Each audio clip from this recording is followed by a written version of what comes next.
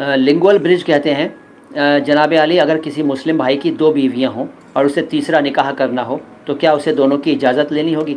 भाई ये सवाल तो आपको किसी ऐसे आलिम से पूछना चाहिए जो इस तरह की चीज़ें आपको अच्छी तरह समझा सकें।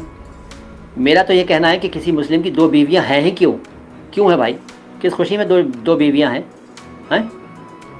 नहीं होनी चाहिए ना 2 बीवियाँ, एक आदमी की एक ही बीवी होना चाहिए यार। वो पहले क्या होता था क्या नहीं होता था वो छोड़िए, अब आप तीसरी की भी बात कर रहे हैं कि तीसरी भी होना चाहिए तो निकाह की परमिशन लेनी होगी।